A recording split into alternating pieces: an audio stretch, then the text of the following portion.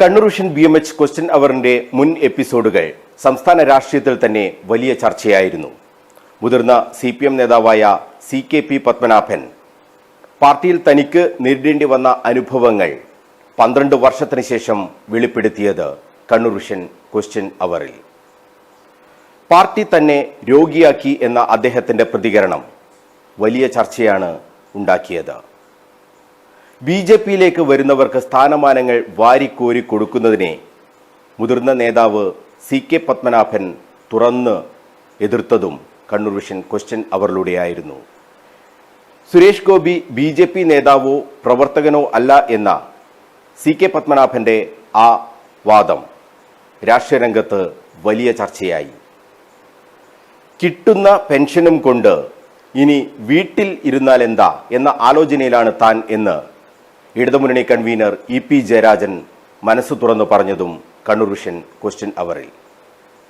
ഇങ്ങനെ സംസ്ഥാന രാഷ്ട്രീയത്തിൽ തന്നെ വലിയ ചർച്ചയായ കണ്ണൂർ വിഷൻ ക്വസ്റ്റ്യൻ അവറിൽ ഈ ആഴ്ച അതിഥിയായി എത്തുന്നത് തീർത്തും വ്യത്യസ്തനായ ഒരാളാണ്. പ്രശസ്ത സിനിമ TV താരം മട്ടന്നൂർ ശിവദാസൻ.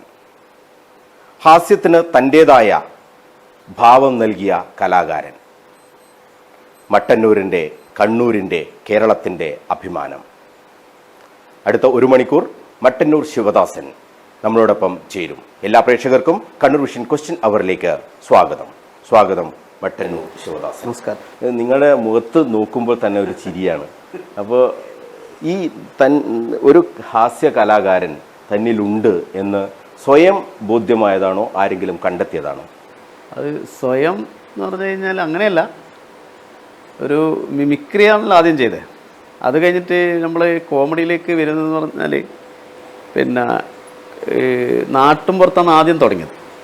നാട്ടുപുറത്തെ ക്ലബ്ബുകളിൽ, ആ ക്ലബ്ബുകളിൽ നിന്ന് ആദ്യം തന്നെ ഒരു പാട്ടെല്ലാം വെച്ചിട്ട് ഒരു സംഭവം ചെയ്തു നമ്മൾ പണ്ട് ഇവിടെ ഈ നമ്മുടെ നാട്ടുംപുറത്തുള്ള ക്ലബ്ബിൽ. അന്നേരമാണ് എല്ലാവരും ഒരു കോമഡി ചെയ്യാൻ പറ്റുമെന്നുള്ളൊരു സംഭവം കണ്ടെത്തിയത്. എനക്കും മനസ്സിലായത് അങ്ങനെയാണ് ആദ്യമായിട്ട്. മനസ്സിലായത് അതെ. അപ്പോൾ ചിരിക്കുന്നുണ്ട്, ജനങ്ങളെ ഒരു ചിരി വരുമ്പോൾ എന്ന് വെച്ചാൽ അച്ഛനും അമ്മയും നാടകക്കാരായതുകൊണ്ട് അപ്പോൾ അങ്ങനെയുള്ള അവസരത്തിന് നമ്മൾ ആദ്യം വിളിക്കും എല്ലാവരും. അപ്പോൾ അങ്ങനെ വിളിച്ച് അപ്പോൾ ഒരു സംഭവം ചെയ്യുമ്പോൾ അതൊരു ആൾക്കാർ ചിരിക്കുന്നുണ്ട് എന്ന് മനസ്സിലായതാണ്. അപ്പോൾ നമ്മളെ റൂട്ടിൽ തന്നെയാണെന്ന് മനസ്സിലായത്. എന്തായാലും ഒരു കലാകാരൻ പാരമ്പര്യമായി വന്നത് തന്നെയാണ്. അച്ഛനും അമ്മയും അമ്മ അവരുടെ ഒരു ഇത് എങ്ങനെയായിരുന്നു? അമ്മ നാടകക്കാരിയാണ്. പിന്നെ ഇപ്പോൾ സിനിമയിലും കുറച്ച് അഭിനയിക്കുന്നുണ്ട്. പിന്നെ അച്ഛൻ തെയ്യം കലാകാരനായിരുന്നു. ഒരു നാടകത്തിൽ ഇവരെ കൂടെ പോകുമ്പോൾ ഒരു അഭിനയിക്കും. അങ്ങനെ അപ്പം നമ്മളുടെ ഈ ക്യാമ്പ് റിഹേഴ്സലും ഇതെല്ലാം കണ്ടിട്ട് അവിടെ തന്നെ നമ്മൾ വളർന്നിട്ടുള്ളത് കുറേ കാലം. കലയിലൂടെയാണ് ജീവിതം മുന്നോട്ടേക്ക് പോകുന്നത്. ഈ പഠനകാലത്തൊക്കെ ഈ കലാപ്രവർത്തനങ്ങൾ പഠനകാലത്ത് പിന്നെ 8ാം ക്ലാസ് മുതൽ മിമിക്രി ചെയ്യാൻ തുടങ്ങി. 8ാം ക്ലാസ്സിൽ പിന്നെ അത് നമ്മളെ ഹൈസ്കൂള് ഡ്രോയിങ് മാഷ് ഉണ്ടായിരുന്നു, ദേവൻ മാഷ് എന്ന് പറഞ്ഞിട്ട്. ദേവൻ മാഷാന്ന് തന്നെ ആദ്യം ഒരു മിമിക്രി എനിക്ക് ചെയ്യാൻ പറ്റുമെന്ന് പറഞ്ഞിട്ട് അങ്ങനെ ചെയ്യിപ്പിച്ചത്. അത് ഇപ്പോൾ ദേവമാഷ ഞാൻ എപ്പോഴും വിളിക്കും, ഓരോരോ കാര്യങ്ങളും സംസാരിക്കും. നമ്മളൊരു ഗുരുനാഥ എന്നുള്ള സ്ഥാനത്തോറാണ് ഇപ്പം നമ്മളുള്ളത്. അതെ അതെ അതെ മാഷിന്. അത് കഴിഞ്ഞിട്ട് പിന്നെ യുവജനോത്സവങ്ങളിൽ മത്സരിച്ച് അങ്ങനെയാണ് മിമിക്രി ചെയ്യാൻ തുടങ്ങി. പിന്നെ കോളേജിലെത്തുമ്പോഴത്തേക്ക് നമ്മൾ പിന്നെ കോളേജിൽ അന്ന് ഒരു ഗ്രൂപ്പ് തന്നെ ഉണ്ടായിരുന്നു നമ്മൾ. അപ്പോൾ അതിൽ ഒരു 5-6 ആൾക്കാർ മിമിക്രിക്കാരനെ ഉണ്ടായിരുന്നു. അതാണ് നമ്മൾ രക്ഷപ്പെടേണ്ട കാരണം. ശരിക്ക് അന്ന് മാറിപ്പോയിട്ടുണ്ടെങ്കിൽ ചിലപ്പോൾ എന്തെങ്കിലും ജോലി കിട്ടിയിട്ട് അങ്ങ് പോയായിരുന്നു. അപ്പോൾ അന്ന് സലീം അഹമ്മദ്, ബാബു വള്ളിത്തോട്, പിന്നെ ഷിബു പിന്നെ നമ്മളെ ഇതിൻ്റെ ഡ്യൂപ്ലിക്കേറ്റിൻ്റെ ഡയറക്ടർ, അങ്ങനെ പിന്നെ സുരേഷ് എന്ന് പറഞ്ഞ ഒരു നടൻ തന്നെയാണ്, ചെറിയ സലീം ഡയറക്ടർ. അങ്ങനെ ആ ഒരു ഗ്രൂപ്പ് ഫോം ചെയ്താണ്. ശരിക്കും മട്ടന്നൂർ എന്ന് പറയുന്നത് ഒരു കലാകാരന്മാരുടെ ഒരു വലിയ മട്ടന്നൂർ ശങ്കരൻകുട്ടിമാരാണ്, നമ്മുടെയൊക്കെ അഭിമാനമായ ശങ്കരൻകുട്ടിമാരാണ്. അതെ അതെ ഒരുപാട് സലീം അഹമ്മദ്, ഒരുപാട് കലാകാരന്മാർ, ബൽറാം മട്ടന്നൂർ, അതെ ബൽറാം മട്ടന്നൂർ, ശിവദാസൻ മട്ടന്നൂർ.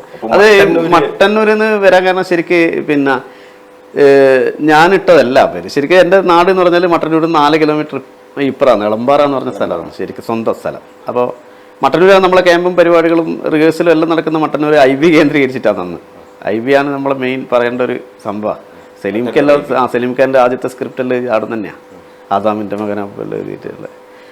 അപ്പോൾ രസികരാജ നമ്പർ 1 എന്ന് പറഞ്ഞ ഒരു പരിപാടി സൂര്യ ടി വിയിൽ നടക്കുന്ന സമയത്ത് സലീമിക്കാണ് അതിൻ്റെ അസിസ്റ്റൻറ്റ് ഡയറക്ടർ.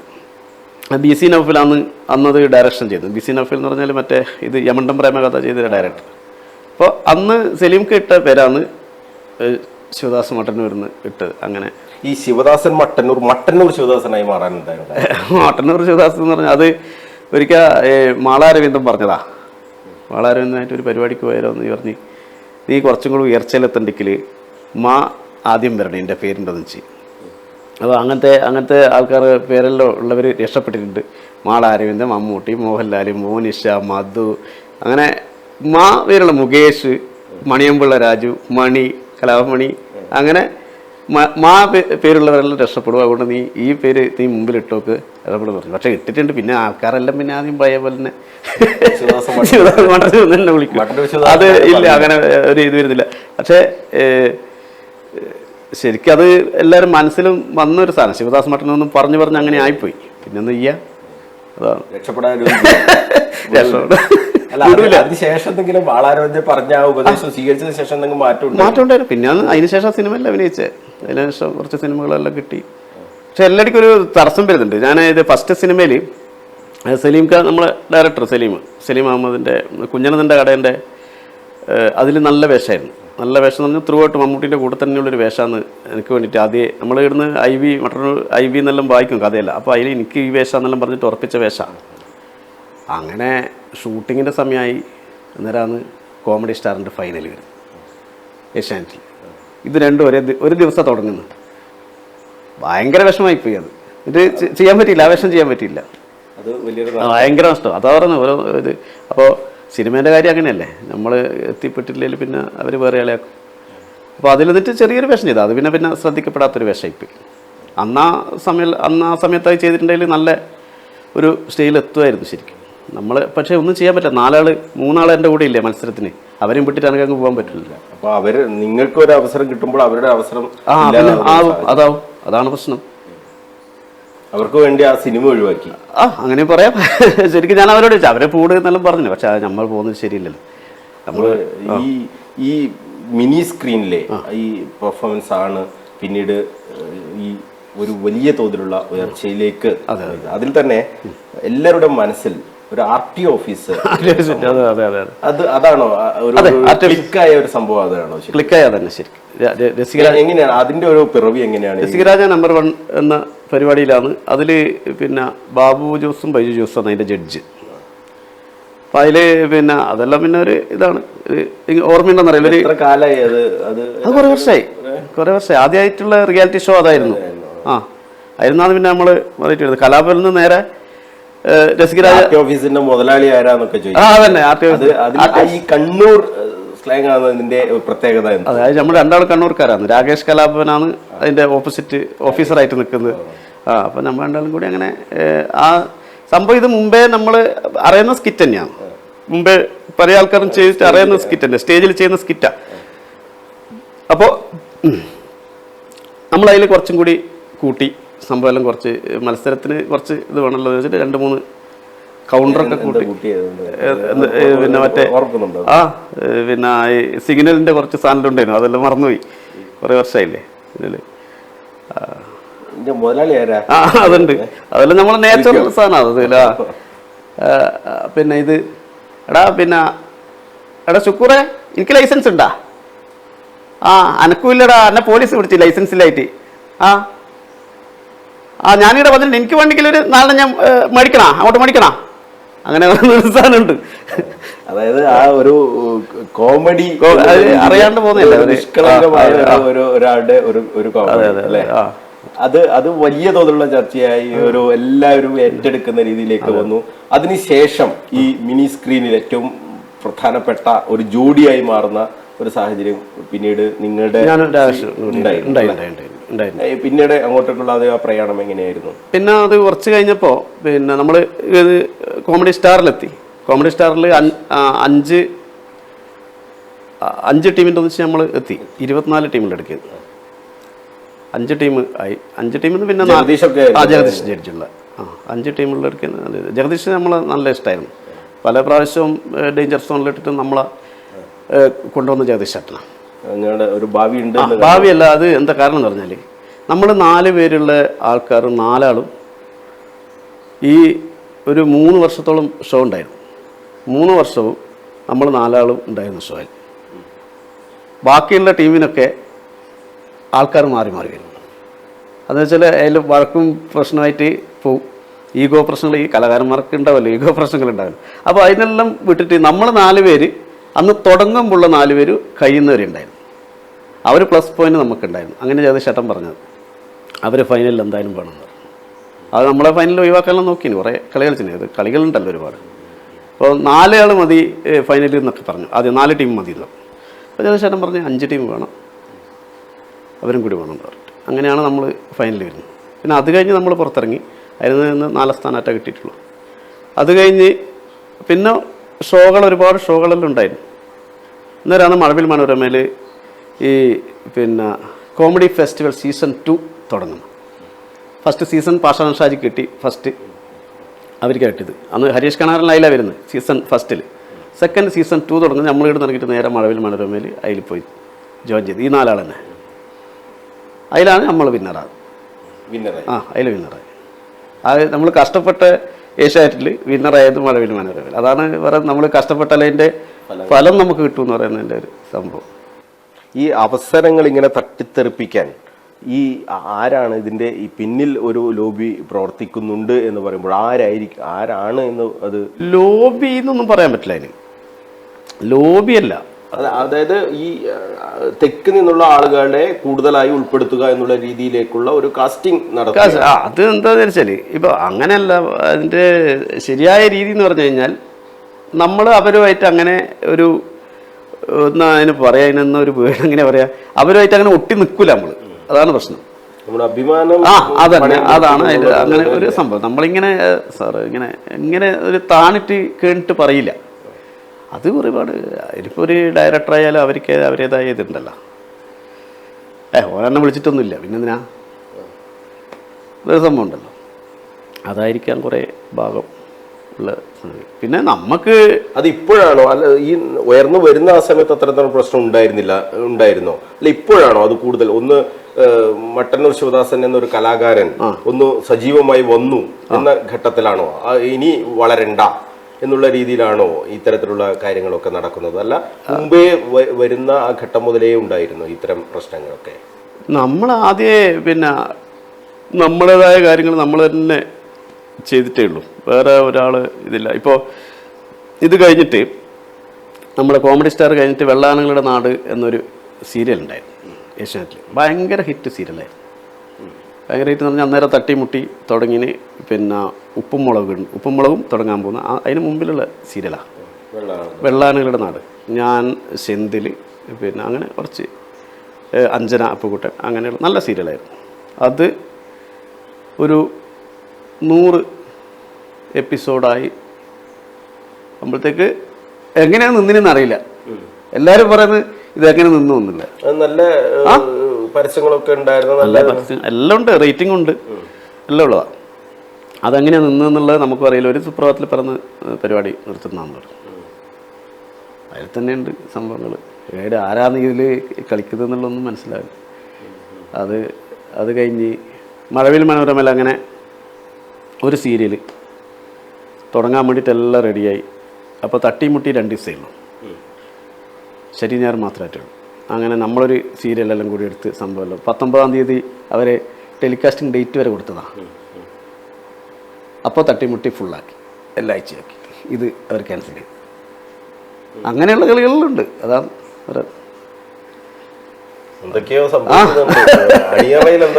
അടിയറയിൽ എന്തല്ലോ ചിലപ്പോൾ നമ്മളെ ദോഷം കൊണ്ടായിരിക്കാം, ഭാഗ്യക്കേടായിരിക്കാം, അതെല്ലാം ഉണ്ട്. പിന്നെ ഇത്രയും കാലം അഭിനയ ജീവിതത്തിൽ ഇങ്ങനെ മുന്നോട്ട് പോകുമ്പോൾ താങ്കൾ സംതൃപ്തനാണോ? സംതൃപ്തനാണെന്ന് പറയാൻ പറ്റില്ല. എന്താ വെച്ചാൽ നമുക്ക് ഒരുപാട് സംഗതികൾ ചെയ്യാനുള്ള കഴിവ് അറിയുന്ന ഒരുപാട് ഡയറക്ടർ നമ്മളെ കൂടെയുണ്ട്, ഡയറക്ടേഴ്സ് ഉണ്ട്. അവരൊന്നും നമുക്ക് നമ്മളെ കഴിവ് ഉപയോഗിച്ചിട്ടില്ല. നമ്മളെ സുഹൃത്തുക്കൾ തന്നെ, നമ്മളെ സ്വന്തം സുഹൃത്തുക്കൾ തന്നെ ഒരുപാട് ആൾക്കാർ ഡയറക്ടേഴ്സ് ആയിട്ടുണ്ട്. അപ്പോൾ അവരൊരു പുതിയ പടം എടുക്കുമ്പം നമ്മൾ നോക്കാടാ പറയുന്നതല്ലാണ്ട് ഒരു നല്ലൊരു വേഷം പിന്നെയും നമുക്ക് തരുന്ന വേറെ ആളായിരിക്കും. നമ്മളെ ആൾക്കാർ തരില്ല. അറിയാത്ത ആൾക്കാരാണ് വിളിച്ചു തരുന്നത്. അറിയാത്ത ആൾക്കാർ തരിക. ഇപ്പോൾ സിദ്ദിഖ് സാറ് എല്ലാ പടത്തിലും പരമാവധി ഉൾപ്പെടുത്താൻ ശ്രമിച്ചിട്ടുണ്ട്. സിദ്ദിഖ് സാറായിരുന്നു മറ്റേ മഴവിൽ മനോരമയിലെ ജഡ്ജ്.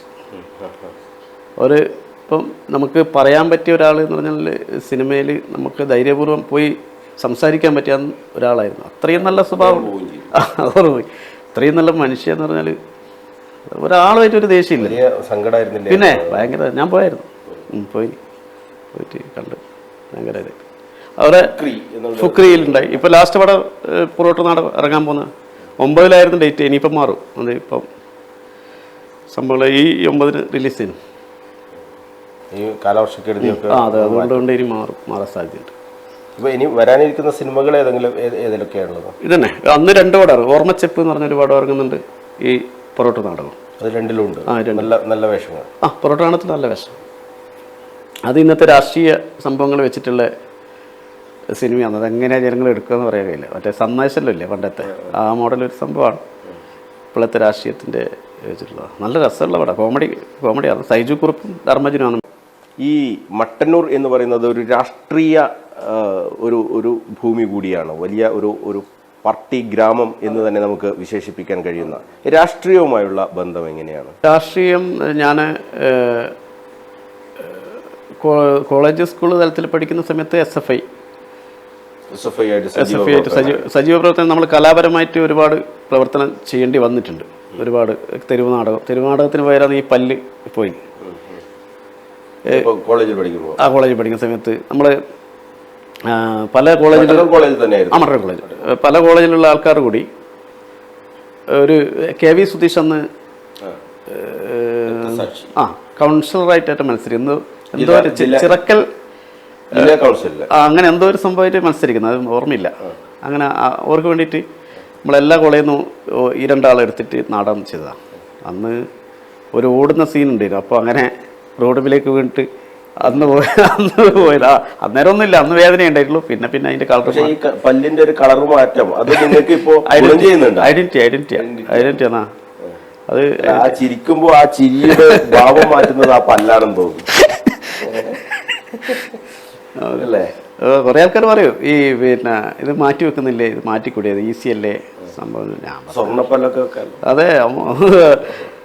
പിന്നെ ഈ കുറേ സിനിമയിലെല്ലാം അഭിനയിക്കുക ഈ ദന്ത ഡോക്ടർമാരെല്ലാം വരും. അവനാണ് ഇത് ഫസ്റ്റ് പറയാം, ഇത് മാറ്റണോ, മാറ്റിത്തരാന്നെല്ലാം പറയും. ഞാൻ പറഞ്ഞ അടക്കട്ടെ, ഒരു അവസരം വരുമ്പോൾ അടക്കട്ടെ എന്ന് പറയും. അത് ശരിയല്ല, അടക്കട്ടെ. പിന്നീട് അങ്ങോട്ട് ഈ SFI കാലം അത് കഴിഞ്ഞ് പിന്നെ ഇവിടെ നാട്ടിൽ അങ്ങനെ പ്രവർത്തനമൊന്നുമില്ല. പിന്നെ അമ്മയെല്ലാം സജീവ പ്രവർത്തകയായിരുന്നു. ഒരു കലാകാരന്മാർ പണ്ടത്തെ അതെ നാടകത്തിന്റെ ഇതെല്ലാം ഉള്ളതുകൊണ്ട് ഞാൻ പിന്നെ അങ്ങനെ ഇലക്ഷൻ സമയത്തൊക്കെ വിളിക്കാറില്ലേ ഈ പണ്ടത്തെ ഒരു SFI കാലം? വിളിക്കാറുണ്ട്. പോവാറുണ്ട്? ഇല്ല അങ്ങനെ കുറവാ. ഒരു കലാകാരൻ എന്ന് പറയുമ്പോൾ രാഷ്ട്രീയത്തിൽ നിന്നും മാറി നിൽക്കുക എല്ലാവരും അത് ഞാൻ ഇപ്പൊ കഴിഞ്ഞ ഇലക്ഷന് 2 പേർക്ക് വേണ്ടിയിട്ടും വീഡിയോ ചെയ്തെടുത്തു ഞാൻ. അങ്ങനെ വീഡിയോ എന്ന് പറഞ്ഞു കഴിഞ്ഞാൽ നമ്മള് പിന്നെ കോൺഗ്രസിന് വേണ്ടിയിട്ടും ചെയ്ത്, പിന്നെ രണ്ടാക്കും ചെയ്തെടുത്തു. ഇല്ല നമ്മൾക്കങ്ങനെ ഒരു പാർട്ടിയിൽ അങ്ങനെ നിന്ന് കഴിഞ്ഞാൽ വേറെ ഒരു സ്ഥലത്തേക്ക് പോകുമ്പോൾ നമുക്ക് ഭയങ്കര പ്രശ്നം വരില്ലേ. അതുകൊണ്ട് എല്ലാവരും വേണം. അല്ല അങ്ങനെ നിന്ന് കഴിഞ്ഞാൽ ആരും വിളിക്കൂല. ചിലപ്പോൾ അങ്ങനെയുണ്ട്. ചിലപ്പോൾ ഒന്നിന്റെ കൂടെ നിന്ന് കഴിഞ്ഞാലേ വിളിക്കുള്ളൂ. കലാകാരന്മാർ നേരിടുന്ന ഒരു വലിയ പ്രശ്നമാണെന്ന് തോന്നുന്നു രാഷ്ട്രീയം. അവരുടെ ആ രാഷ്ട്രീയം ഏത് എന്നുള്ള ഒരു ചർച്ച അത് ഇല്ല. ഇതിപ്പോ നമ്മളിപ്പോ ആര് കണ്ടാലും നമ്മള് മാർക്സിസ്റ്റ് പാർട്ടിന്റെ ആളാന്നേ പറയും. എന്താ വെച്ചാൽ കുടുംബപരമായിട്ട് അതായത് കൊണ്ട് അതെ മാർക്സിസ്റ്റ് പാർട്ടിന്റെ ആളാന്നേ പറയും. ഇപ്പോൾ ഈ കലാകാരന്മാർ ഈ ഒരു പ്രതിസന്ധി നേരിടുന്നുണ്ട്. രാഷ്ട്രീയം തുറന്ന് പറയാൻ പറ്റാത്ത ഒരു സാഹചര്യം. അങ്ങനെ പറഞ്ഞാൽ സോഷ്യൽ മീഡിയയിൽ പിന്നെ വലിയ തോതിലുള്ള അറ്റാക്കുകൾ അവർക്കെതിരെ വരുന്ന ഒരു സാഹചര്യമൊക്കെ നമ്മൾ കാണാറുണ്ട്. അങ്ങനെ പറയുന്നവരുണ്ടല്ലോ, ഇഷ്ടം പോലെ ഉണ്ടല്ലോ. നിങ്ങൾക്കറിയാം അവർ അനുഭവിക്കുന്ന പ്രശ്നങ്ങളും. നമ്മൾ വീണ്ടും തിരിച്ച് നമ്മുടെ കലാപ്രവർത്തനത്തിലേക്ക് തന്നെ വന്നാൽ, ഈ സിനിമ അഭിനയമാണോ സീരിയൽ അല്ലെങ്കിൽ ഈ സ്കിറ്റ് അഭിനയമാണോ? സ്റ്റേജ്. ഏതാണോ സ്റ്റേജ്, ഏതാണോ വലിയ ഒരു ടാസ്ക് ഏതാണ്? അത് സ്റ്റേജിൽ നേരിട്ടിട്ടുള്ള ഇതല്ലേ, പ്രതികരണമല്ലേ, നേരിട്ടിട്ടുള്ള പ്രതികരണമല്ലേ. എത്ര സ്റ്റേജ് പ്രോഗ്രാമുകൾ ചെയ്തിട്ടുണ്ടാവും? ഉണ്ടാവും. പിന്നെ ഞാനൊരു കോളേജിൽ പഠിക്കുന്ന സമയത്ത് കൂട്ടി ഇപ്പോൾ അന്ന് 500 കഴിഞ്ഞിട്ടുണ്ടാവും. 500 കഴിഞ്ഞിട്ടുണ്ടാവും. അതെല്ലാം കഴിഞ്ഞിട്ടുണ്ടാവും. അതിൽ ഞാൻ കലാഭവനിലുണ്ടായിന് പിന്നെ ഒരു 4 വർഷം തോന്നുന്നു. 4 വർഷം. ആ പേര് കലാഭവൻ? ഇല്ല, കലാഭവൻ എല്ലാവരും കലാഭവൻ വെക്കുന്നുണ്ട്, പിന്നെ ഞാൻ വെച്ചില്ലാന്നല്ലോ. പിന്നെ എല്ലാവരും കലാഭവനല്ലേ കാണുന്നവർ വെച്ചാൽ അതിൻ്റെ വൈക്കേ കൂടെ നടന്നു പോയവരും കലാഭവൻ നടും. പിന്നെ അതുകൊണ്ട് കലാഭവൻ ഇട്ടില്ല. അപ്പോൾ അത് അവരെ സ്റ്റേജ് എന്ന് പറഞ്ഞാൽ മാസത്തിൽ എല്ലാ ദിവസവും ഉണ്ടാവും. ഒരു 30 ദിവസം ഉണ്ടെങ്കിൽ 30 ദിവസം സ്റ്റേജ് ഉണ്ടാവും. കലാഭവനാണല്ലോ, അതൊന്നും നിയന്ത്രണം കലാഭവനാണ് ഈ പരിപാടികളുടെ. അപ്പം 3-4 മാസം ഫുൾ സ്റ്റേജ് ഒക്കെ. അതൊക്കെ ഒരു ദിവസമായിട്ടും ഒഴിവ് കിട്ടിയില്ലായി. അതുകൊണ്ട് ഒരുപാട് സിനിമകൾ അന്ന് പോയിട്ടുണ്ട്, അന്ന് നഷ്ടപ്പെട്ടു പോയിട്ടുണ്ട്. സജയ് സെബാസ്റ്റ്യൻ്റെ സിനിമകൾ ഒരുപാട് നമ്മുടെ ഇരിട്ടി സജയ് സെബാസ്റ്റ്യൻ പ്രൊഡ്യൂസ് ചെയ്യുന്ന അങ്ങനെ ആൾക്കാരുണ്ട് നമുക്ക്. പക്ഷേ ഒന്നും കൈപിടിച്ചിട്ട് മേലോട്ടാക്കാനുള്ള ഒരു ഭാഗ്യം, ഒരു നല്ലൊരു പിന്നെ ക്യാരക്ടർ കിട്ടണം സിനിമയിൽ. ഇപ്പം ചെറിയ ചെറിയ ക്യാരക്ടറുകളും ഇട്ട് അങ്ങനെ പിന്നെ നമ്മൾ പിടിച്ചു നിൽക്കുന്ന കോമഡിയിലേക്ക് കൂടി തന്നെ. പക്ഷെ ഈ കോമഡി ആകെ മാറിപ്പോയിട്ടുണ്ടോ? നമ്മൾ കാണുന്ന അല്ലെങ്കിൽ നിങ്ങളുടെ ആ ഒരു ഇത് അതൊക്കെ മാറി. അത് മാറിയിട്ട് ഇപ്പം എല്ലാവരും ചെയ്യുന്ന കോമഡികൾ, ഇപ്പം സിനിമയിലായാലും കോമഡികൾ തേച്ചും ഒരു പിന്നെ ഇന്റർമീനിങ് വേർഡുകൾ, ഒരു ദ്വയാർത്ഥം, പിന്നെ കൂടുതൽ സെക്സ് കോമഡികൾ. നമ്മളൊന്നും ആ സമയത്ത് ഒരു സെക്സിൻ്റെ പരിപാടിയേ ഇല്ല, അങ്ങനത്തെ ഒരൊന്നും പറയേ വരില്ല. നമ്മളെ വീട്ടിൽ നിന്ന് എല്ലാവരും കുട്ടികളടക്കം ഇരുന്ന് കാണുന്നതല്ലേ. അപ്പോൾ പിന്നെ അത് നമ്മളൊരിക്കലും അങ്ങനെ ചെയ്യില്ല. പക്ഷേ ഇന്ന് കുറേ അങ്ങനത്തെ സംഭവിക്കും. പക്ഷേ കാലഘട്ടം മാറി, ഒരുപാട് കാലഘട്ടം മാറിപ്പോയില്ലേ. ഇപ്പൊ ഈ ചെറിയ കുട്ടികളൊക്കെ ഓരോന്ന് കണ്ട് ചിരിക്കുന്നത് നമ്മൾ കണ്ടിട്ടുണ്ട്. പക്ഷെ നമ്മളെ പോലുള്ള ഒരാൾ കാണുമ്പോൾ ഇതിനെന്താ ഇത്ര ചിരിക്കാൻ? അതുണ്ട്, അതാണ് ഇപ്പോഴത്തെ ജനറേഷന്റെ ഒരു സംഭവം. അത് ഏത് രീതിയിലാണ് നിങ്ങളെ ബാധിച്ചിട്ടുള്ളത്? അത് നമ്മളെ കോമഡികൾ അവർക്ക് എടുക്കൂല. ഇപ്പോഴത്തെ കുട്ടികൾ നമ്മളെ കോമഡികൾ എടുക്കൂല. അതുകൊണ്ടാണ് ഈ അവസരങ്ങളെ ബാധിക്കുന്ന ഒരു വിഷയം. അവസരങ്ങളെ ബാധിക്കുന്ന അതുകൊണ്ടല്ല. ഇപ്പോൾ ജഗദീഷ് ശ്രീകുമാർ അല്ലെങ്കിൽ മാള അരവിന്ദൻ, പപ്പു തുടങ്ങിയ ആളുകളൊക്കെ ഇപ്പോ ആ കോമഡി ഇപ്പോഴാണ് അവതരിപ്പിക്കുന്നതെങ്കിൽ അത് അത്രത്തോളം ഇല്ല, വിജയിക്കില്ല. ഇല്ല ഇപ്പൊ ആണെങ്കിലും വിജയിക്കില്ല. ഇപ്പോ ഓരോന്ന് പിന്നെ കുട്ടികളെല്ലാം കണ്ടിട്ട് ചിരിക്കുന്നത് കാണുമ്പോൾ ശരിക്കും നിങ്ങൾ പറഞ്ഞ പോലെ തന്നെ ഞാൻ അത്ഭുതപ്പെട്ടു. ഇതിലെന്ന് ചിരിക്കാനുള്ളതെന്ന് നമുക്ക് തോന്നും. അവർ ഭയങ്കര ചിരിയായിരിക്കും. അതൊരു ഫ്ലാറ്റായിട്ട് ഇങ്ങനെ പറഞ്ഞിട്ടെല്ലാം പോകുന്ന കാണാം. എന്താ നിങ്ങൾ വന്നത്? ഞാൻ പോകുന്നു, വരുന്നുണ്ടോ, എന്താ വരാത്തെന്നെല്ലാം പറഞ്ഞാൽ അവര് ചിരിയായിരിക്കും. അത് നമ്മളൊന്നും അങ്ങനെ ഇതുവരെ ചെയ്തിട്ടില്ല. ഇപ്പൊ തന്നെ പല കോമഡിയിൽ തന്നെ നമ്മൾ കാണുമ്പോൾ അത് എല്ലാരും ഇങ്ങനെ ജഡ്ജസ് അടക്കം ഭയങ്കര ചിരി, നമുക്ക് ചിരിക്കാൻ തോന്നാത്ത ഒരു കാര്യം. ഇപ്പോഴത്തെ ഒരു ട്രെൻഡ് എന്ന് പറഞ്ഞാൽ ഇപ്പോൾ അടുത്ത് വന്നൊരു ട്രെൻഡ് കോമഡിയിലെല്ലാം സ്പൂഫാണ്. സിനിമേൻ്റെ ഇത് വെച്ചിട്ടുള്ള പരിപാടികളാണ്. ഒരു നല്ല ഒരു സ്ഫടികം എന്ന് പറഞ്ഞൊരു പടം എടുക്കുക, അതിൻ്റെ ഒരു രംഗം എടുത്തിട്ട് അതിനെ കോമഡി ആക്കുക. എളുപ്പത്തിൽ പണി കഴിഞ്ഞല്ല. അപ്പോൾ അതിന് നമ്മൾ സ്ഫടികം, ദേവാസുരം അങ്ങനെയുള്ള പടങ്ങൾ, ഈ CBI ഡയറി കുറിപ്പെല്ലാം നമ്മൾ ജനങ്ങളെ മനസ്സിൽ നിന്ന സാധനം. അതിനെ ചെറുങ്ങനെ ടെസ്റ്റാകുമ്പോൾ തന്നെ ചിരി വരുമല്ലോ. അപ്പം അങ്ങനത്തെ ഒരു പരിപാടിയാണ് കൂടുതലും നടക്കുന്നത്. ഈ സ്റ്റേജ് പരിപാടികളിൽ ഇത് നേരിട്ട് കാണികൾ കാണുകയാണ്, അവരെ ആ സ്പോട്ടിൽ ചിരിപ്പിക്കുക എന്ന് പറയുമ്പോൾ നമ്മളൊരു സ്ക്രിപ്റ്റ് തയ്യാറാക്കി പോവുകയാണോ, അല്ല അവിടെ ആ ഒരു സിറ്റുവേഷൻ അനുസരിച്ച് കോമഡി വരികയാണോ? നമ്മള് അത് എല്ലാവരും അല്ല, നമ്മളിപ്പോൾ ഒരു ചെയ്യുന്ന സംഭവം അങ്ങനെയാണ്. അല്ലെങ്കിൽ പിടിച്ചു വെക്കാൻ പറ്റില്ല. എന്താ വെച്ചാൽ നേരിട്ട് ജനങ്ങൾ ഇറങ്ങിച്ചെന്നിട്ട് അവരോടെല്ലാം കുശലം പറഞ്ഞിട്ടുള്ള കോമഡികളും സംഭവങ്ങളാണ് ഇപ്പോൾ ചെയ്യുന്നത്. അതായത് ഒരു സ്ക്രിപ്റ്റ് റൈറ്റർ മനസ്സിൽ വേണം. ഒരു സ്ക്രിപ്റ്റ് ഉണ്ടാവും, ഇത് നമ്മളെപ്പോൾ കയറി വരണം, എപ്പോൾ ഇറങ്ങണം എന്നുള്ളത് നമ്മളെ മനസ്സിൽ ഉണ്ടാവും. സ്ക്രിപ്റ്റ് അതിനുശേഷം നമ്മൾ പറയുന്ന കാര്യങ്ങൾ സ്പോട്ടസ് ആയിരിക്കും. സ്വന്തമായിട്ട് ഓരോരുത്തരെ കിട്ടുന്ന രീതിയിലാണ്. ഇപ്പോൾ മനോഹരനെ കിട്ടുന്നുണ്ടെങ്കിൽ ഓരോ രീതിയിലുള്ള നിങ്ങൾ പറയുന്നത് നമുക്കറിയില്ലല്ലോ. അത് ചിലപ്പോൾ പൊട്ടിപ്പോവുകയും ചെയ്യാം. ചില സ്ഥലത്ത് നമ്മളും പ്രശ്നത്തിലാവും. അങ്ങനെയുണ്ട്.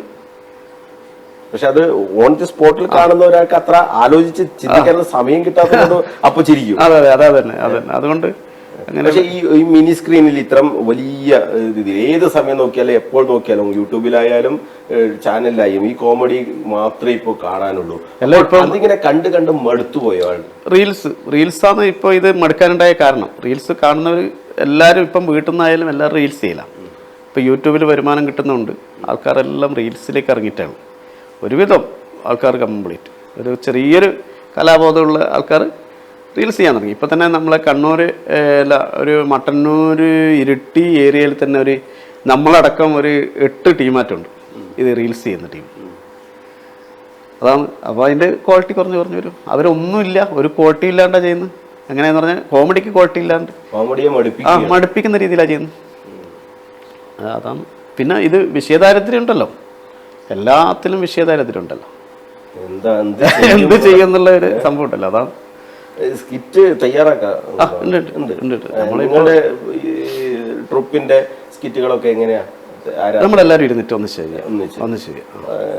ഒരു വിഷയം എടുക്കും, ഒരു വിഷയം എടുത്തിട്ട് അത് അങ്ങനെ ഡെവലപ്പ് ചെയ്യും. പിന്നെ നമ്മൾ ഒരു പരിധി കഴിഞ്ഞ് കഴിഞ്ഞാൽ പിന്നെ നമുക്ക് ഓട്ടോമാറ്റിക്കായിട്ട് നമ്മൾ പറയുമ്പോൾ തന്നെ സാധനങ്ങൾ ഇങ്ങനെ വന്നുകൊണ്ട് റിഹേഴ്സൽ ചെയ്യുമ്പോൾ അത് കൂടുതൽ ഒരു സാധനം ഒരു തോട്ടെടുത്ത് അതിൽ ചെറിയൊരു ഇത് എഴുതി കഴിഞ്ഞാൽ പിന്നെ റിഹേഴ്സൽ ചെയ്യല്ലോ. ആ സമയത്ത് സാധനങ്ങൾ കയറിക്കൊണ്ട് അങ്ങനെയാണ് ചെയ്യാറ്. നമ്മൾ ഈ കോമഡിയുടെ കാര്യം ഇങ്ങനെ മറഞ്ഞ് ഇങ്ങനെ വരുന്ന ഒരു ഘട്ടത്തിൽ ഈ സിനിമയിൽ ഇപ്പോൾ കാണുന്ന കോമഡി എന്ന് പറയുന്നത്, നമ്മളിപ്പോൾ അടുത്ത് ഇറങ്ങിയ ഒരു സിനിമ ആവേശം എന്നുള്ളൊരു സിനിമ, ആ സിനിമ വലിയ ഹിറ്റായി. അതെ. പക്ഷെ ആ സിനിമയിൽ എന്താണ് ഉള്ളത് എന്നത് ഒരു ചോദ്യചിഹ്നമല്ലേ? അത് ചോദ്യചിഹ്നം തന്നെയാണ്. പക്ഷെ ജനങ്ങൾക്ക് ഇപ്പം വേണ്ടത് അതാണ്. അത് പിന്നെ കണ്ട് അറിഞ്ഞ് ചെയ്തതാണ് ആവേശം. അതിന് മുമ്പിലൊരു പടം ഉണ്ടായിരുന്നു, അത് മറന്നുപോയി. മഞ്ഞുമൽ ബോയ്സ് ഓക്കെയാണ്. അതിന് മുമ്പിൽ ഒരു പ്രേതത്തിന്റെ ഒരു ആവാഹിച്ച് വരുത്തുന്ന ഒരു സംഭവം ഉണ്ടായില്ലേ, പ്രേതത്തിന് ആവാഹിക്കുന്ന ഒരു പടം, രോമാഞ്ചം. അത്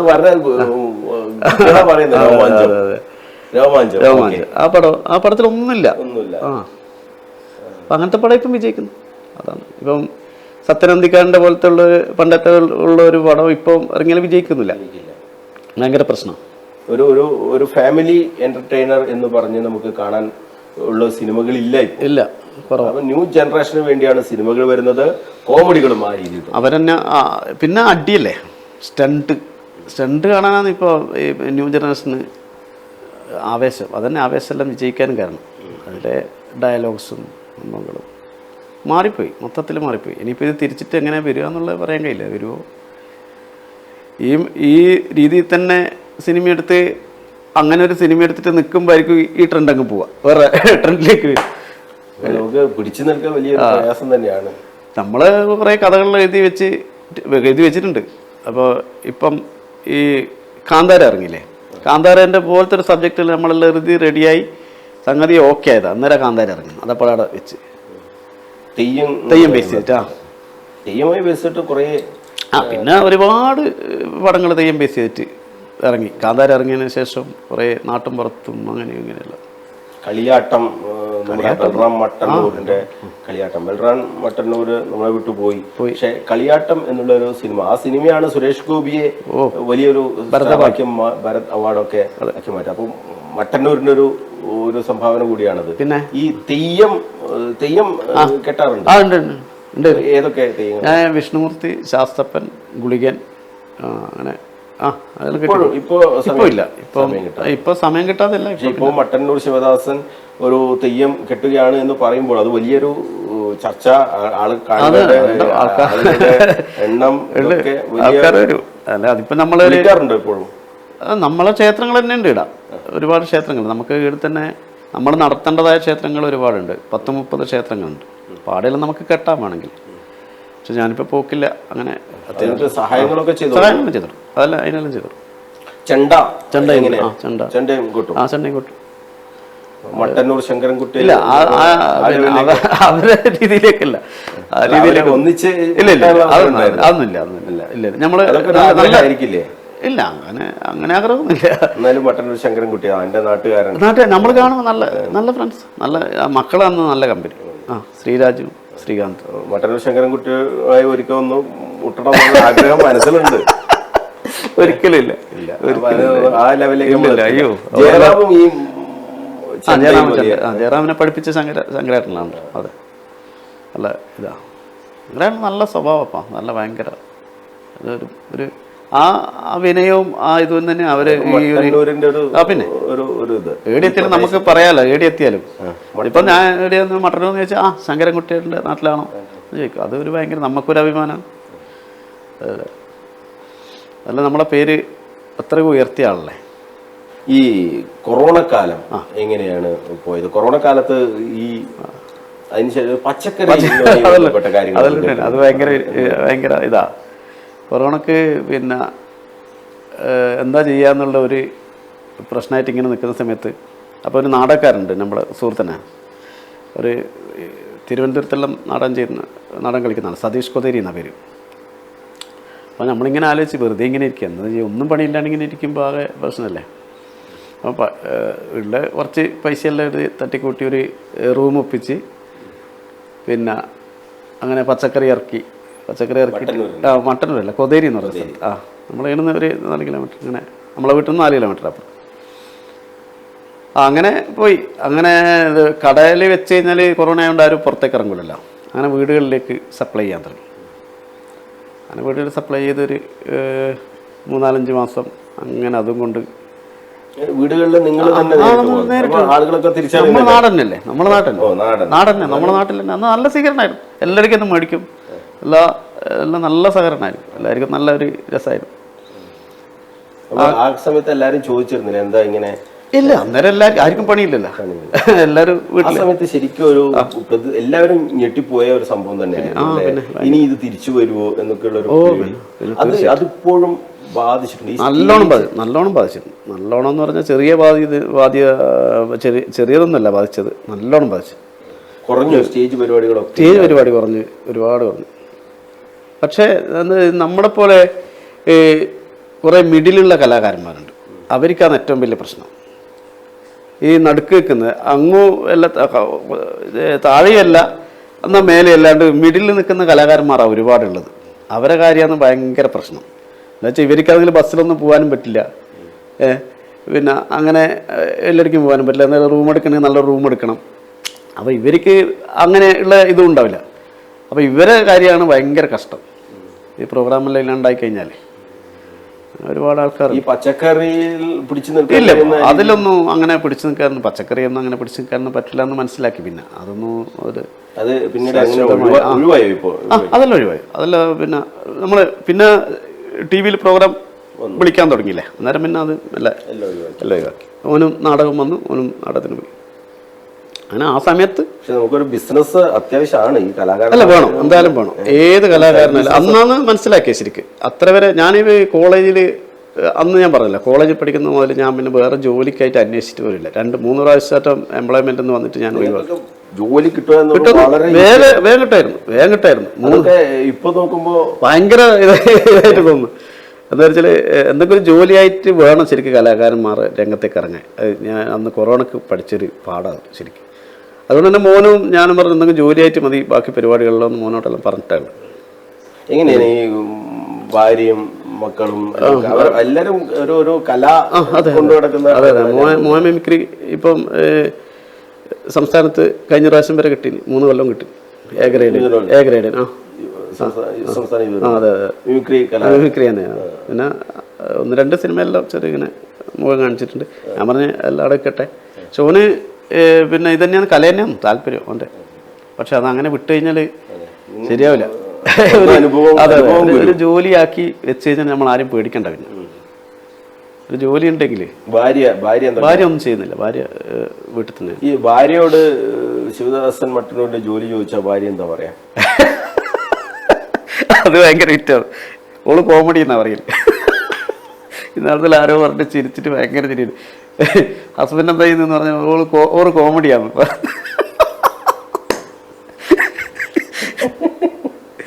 അപ്പോൾ ഞാൻ പറഞ്ഞു അങ്ങനെയൊന്നും പറഞ്ഞ ആർട്ടിസ്റ്റാന്ന് പറഞ്ഞാൽ മതി, ഏതൊരു കോമഡി എന്ന് പറയാൻ നിൽക്കുന്നത്. അങ്ങനെ അതൊരു കോമഡി. അത് നിങ്ങൾ ഉപയോഗിച്ചിട്ടുണ്ടോ ഈ സ്കിറ്റിലൊക്കെ? ഉപയോഗിക്കാമല്ലോ അല്ലേ? ഇത് പറഞ്ഞു, ഇത് ഞാൻ സ്റ്റേറ്റെല്ലാം പ്രസംഗിക്കല്. ഞാൻ പ്രസംഗമാണ് ഞാൻ കേട്ടത്. അങ്ങനെ ഒരു ഇത്.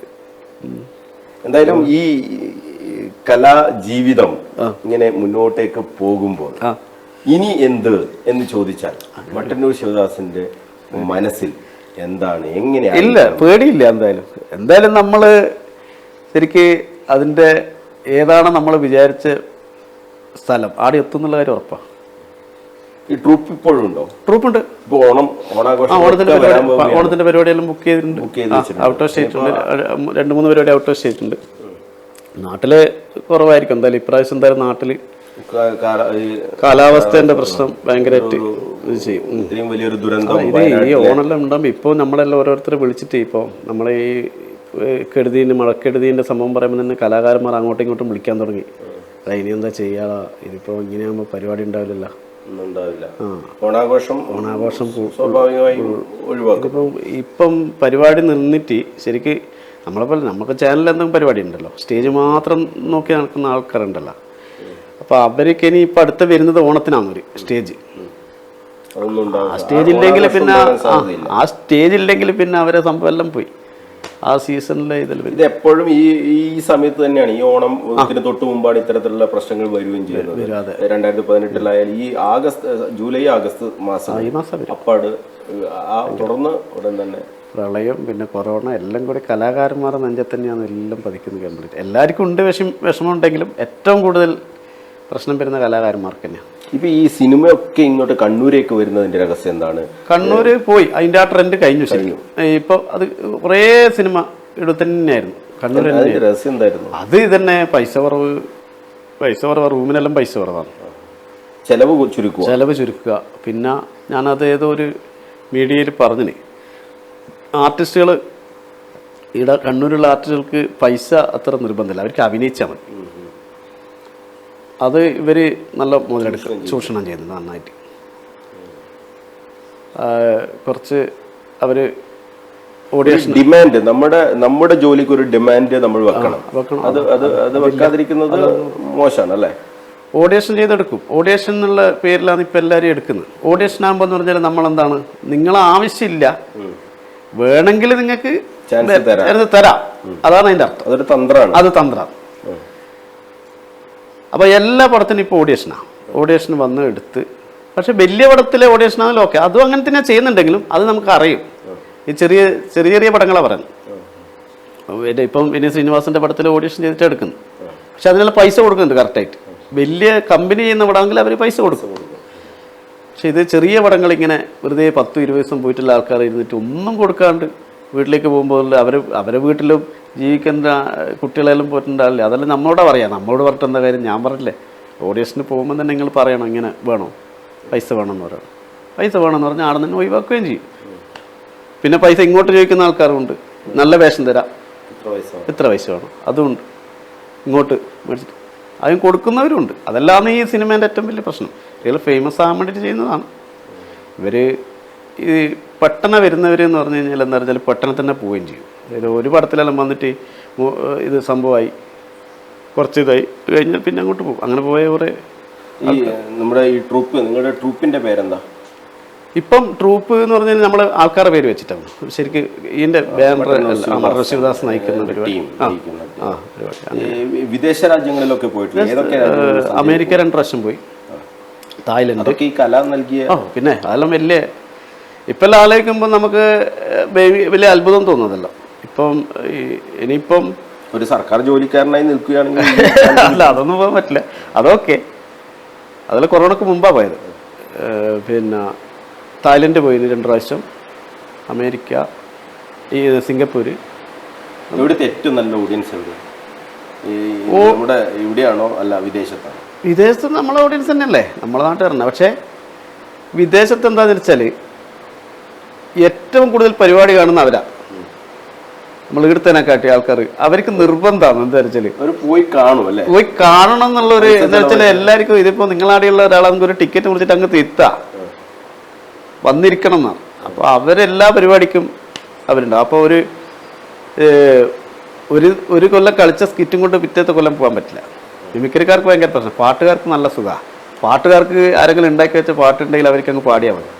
മിമിക്രിക്കാർ എന്ന് പറഞ്ഞാൽ ഇത് ഉണ്ടാക്കണം, പുതിയ സ്കിറ്റ് ഉണ്ടാക്കിയിട്ട് വേണം കളിക്കാൻ. അപ്പോൾ ഒരു കൊല്ലം കളിച്ചാൽ പിന്നെ കളിക്കാനും പറ്റില്ല. അങ്ങനെ അമേരിക്കയിൽ രണ്ടാമത്തെ ട്രിപ്പ് പോയതെല്ലാം പുതിയ സ്കിറ്റും നല്ല സംഭവമായിട്ട് വിനീത് ശ്രീനിവാസൻ, റഹ്മാൻ, ശ്വേതാമേനൻ, അങ്ങനെ വലിയൊരു ടീമായിട്ട് നമ്മൾ പോയത്. അല്ല, അതെല്ലാം ഫുൾ വിജയമായിരുന്നു പരിപാടി, കംപ്ലീറ്റ് വിജയം. 17 സ്റ്റേജ് ഉണ്ടായിരുന്നു.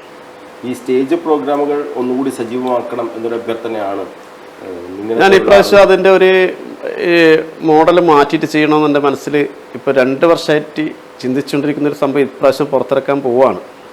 പുതിയൊരു സംഭവം എന്ന് പറഞ്ഞു കഴിഞ്ഞാൽ അത് ഇത് പറഞ്ഞു കഴിഞ്ഞാൽ വേറെ ആൾ ചെയ്യും. അതെ അതെ. ഈ കോപ്പിയടി വലിയൊരു പ്രശ്നമാണല്ലേ? കോപ്പി നമ്മളൊരു സാധനം ഉണ്ടാക്കി കഴിഞ്ഞാൽ വേറെ ആളുണ്ടാക്കും, വേറെ ആൾ ചെയ്യും, അത് ചെയ്യും. അപ്പോൾ ഇപ്പം ഞാൻ ഒരു കുറേ സംഭവം എന്ന് പറഞ്ഞാൽ എന്നെയും ഉണ്ണിരാജിനെയും കാണുമ്പോൾ ഒരേപോലെയുണ്ട്. ഉണ്ണിരാജ് ചെറുവത്തൂർ കുറേ ആൾക്കാർ എന്നോട് ചോദിക്കും ഉണ്ണിരാജല്ലേ, മറിമായത്തിൽ ഉണ്ണിരാജല്ലേ എന്ന് ചോദിക്കും. അതുപോലെ അങ്ങനെ മാറിപ്പോവും. പിന്നെ ഈടെ ഒരു ശിവദാസനുണ്ട് മട്ടന്നൂർ, പോലീസ് SI ശിവദാസ് കണ്ണൂരാണ്. ശിവദാസ് കണ്ണൂർ. നിങ്ങൾ മട്ടന്നൂർ ആയതുകൊണ്ട് കണ്ണൂര് എന്ന പേര് സ്വീകരിക്കുകയാണ്. അതെ അതെ അതെ അതെ, ഒരു മട്ടന്നൂർ തന്നെയാണ്. കുറെ സിനിമയിൽ അഭിനയിച്ചു. പിന്നെ ഒരു നല്ല വലിയ പ്രൊജക്റ്റിൽ അഭിനയിച്ചു. വലിയ മമ്മൂട്ടിൻ്റെ നല്ല സുഹൃത്താണല്ലേ? സുഹൃത്ത്. നമ്മൾ രണ്ടാളും കൂടി അഭിനയിച്ച് ഡിയർ ബാപ്പി എന്നൊരു പടത്തിൽ അഭിനയിച്ച്, ലാലിൻ്റെ പടം, സിദ്ദിഖ് ലാലിൻ്റെ പടം. അപ്പോൾ നമ്മൾ മാറിപ്പോകുന്നുണ്ട്, അതും മാറിപ്പോകുന്നുണ്ട്. എന്നെ വിളിക്കേണ്ട ചിലപ്പോൾ ഓറെ വിളിക്കേണ്ട എന്നെ വിളിക്കും. ചില ആൾക്കാരെടുക്കാൻ നമ്പർ മാറി, അങ്ങനെ മാറിപ്പോയിട്ടുണ്ട്. 2 പടത്തിൽ മാറി. രണ്ട് ക്യാരക്ടറാണ്. പക്ഷേ ഞാൻ എന്നെ വിളിച്ച് സംഭവം എല്ലാം പറഞ്ഞു, കഥയെല്ലാം പറഞ്ഞ്, ഒരു റിട്ടയർഡ് മിലിറ്ററിക്കാരനാണ്. അപ്പോൾ ഞാൻ പറഞ്ഞു നിങ്ങൾ എന്നെ ആയിരിക്കില്ല വിളിച്ചിട്ടുണ്ടാവുക, ഇത് ശിവദാസം വേറെയാണെന്ന് പറഞ്ഞു. അതങ്ങനെ ഉണ്ടാവും, വേറെ ഉണ്ടാവും. ഞാൻ പറഞ്ഞു ഉണ്ട്, ഞാൻ ഇന്ന ആളാണ്. അതെ ശരി. അപ്പോൾ നിങ്ങളൊരു കാര്യം നിങ്ങൾ ഒന്നിങ്ങോട്ട് വരും, ഒന്ന് കാണണ്ട്, നമുക്ക് നോക്കാം, എന്തെങ്കിലും ഒരു വേഷം നോക്കാം. ഞാൻ പക്ഷേ അവരെ വിളിക്കുന്ന ദിവസം ഞാൻ വേറെ ഷൂട്ടിലായി പോയിട്ടില്ല. അത് ഏതാന്ന് പടം എന്ന് പറഞ്ഞു കഴിഞ്ഞാൽ ഇവിടെ നടന്ന പടാ, പയ്യന്നൂരായിരുന്നു ലൊക്കേഷൻ. ഞാൻ പോയിന്നിട്ട് ഒരു വേറെ ദിവസത്തെ ലൊക്കേഷനിൽ പോയിട്ട് അവരെല്ലാം കണ്ടു. അല്ല അതല്ല അതിന് മുമ്പിലാണ്. അശോകൻ്റെ മോനാണ് നായകൻ, ഹരിശേഷവൻ്റെ മോനല്ലേ? എന്തേലും അവൻ്റെ പേര് പറഞ്ഞു, അർജുൻ അശോകൻ. അപ്പം നല്ല സ്വഭാവം കേട്ടോ, നല്ല ഇപ്പോഴത്തെ ന്യൂ ജനറേഷനിൽ നല്ല സ്വഭാവമുള്ളൊരു വ്യക്തിയാണ്. നമ്മൾ കണ്ടതിലാണേ, എല്ലാവരും കണ്ടില്ല. നല്ല സൂപ്പറാണ്. സിനിമാ മേഖലയിൽ വലിയ വലിയ സുഹൃത്ത് വലയങ്ങളൊക്കെ ആയോ? സുഹൃത്ത് വലയങ്ങളുണ്ട് എല്ലാവരും. ബിജുക്കുട്ടൻ, പിന്നെ അങ്ങനെ മനോജ് ഗിന്നസ്, പിന്നെ ടിനി ടോം, അങ്ങനെ വിളിക്കാം എല്ലാവരും ഇടയ്ക്ക്. നമ്മൾ പിന്നെ ഇതന്നെ നമ്മൾ ചാൻസ് ചോദിക്കൽ കുറവാണ്. ചാൻസ് ചോദിക്കണം. ഇപ്പോൾ വരുന്ന തലമുറയോട് പറയാനുള്ള സംഭവം അത് നമ്മളെ അനുഭവം വെച്ചിട്ട് പറയുകയാണെങ്കിൽ നമ്മൾ ചാൻസ് ചോദിച്ചുകൊണ്ടേയിരിക്കണം. ഓഡിയേഷന് പോക്കല്ല, ഓഡിയേഷന് പോകുന്നത് വേറെ. ഓഡിയേഷന് പോയാലും ഇതാണ് അവസ്ഥ. പക്ഷേ ചാൻസ് നമ്മൾ അറിയുന്ന ഡയറക്ടറോട് ചാൻസ് ചോദിച്ച് അങ്ങനെ വന്നവർ മാത്രമേ ഇവിടെ ഉള്ളൂ എല്ലാവരും. അത് ജയസൂര്യയെല്ലാം നമ്മൾ അതിൻ്റെ ശരിയായൊരു മാതൃക ഒന്നും നമ്മൾ ആ ലക്ഷ്യം മാറ്റി വെച്ച് ഇതിനുമായി ജീവിക്കണം. അതെ, നമ്മൾ പിന്നെ ഇത് പോവാത്തെന്താന്ന് വെച്ചാൽ നമുക്ക് വരുമാനം വേറെ രീതിയിൽ കിട്ടുന്നതുകൊണ്ടാണ് നമ്മൾ ഇതിന് ഉദ്ഘാടനത്തിനൊക്കെ പോകാറുണ്ട്.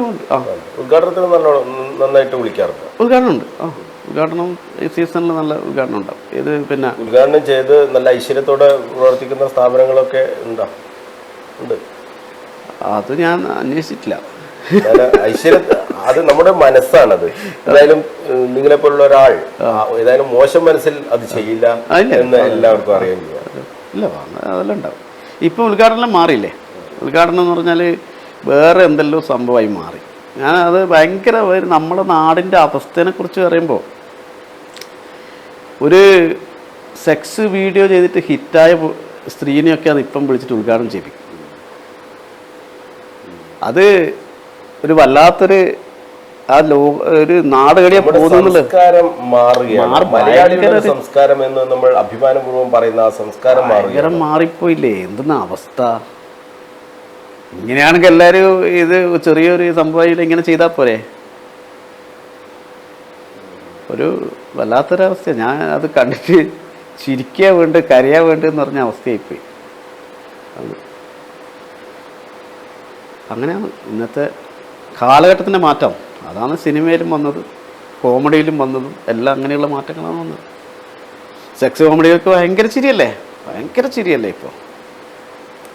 ഇപ്പം തന്നെ ഫ്ലവേഴ്സിലെല്ലാം പോകുമ്പം നമുക്കിപ്പോൾ സ്ക്രിപ്റ്റ് എഴുതാൻ വരുന്ന ആൾക്കാരെല്ലാം വേറെ തിരുവനന്തപുരം സൈറ്റിലുള്ള ഒരു ഇങ്ങനെയല്ല വരിക. അപ്പോൾ അവർ ഇങ്ങനെയുള്ള ഇൻ്റർമീനിങ് സംഭവം പറയുമ്പോൾ നമ്മൾ ഒഴിവാക്കലാണ്. നമുക്ക് പറയാൻ കഴിയില്ല ശരിക്കും.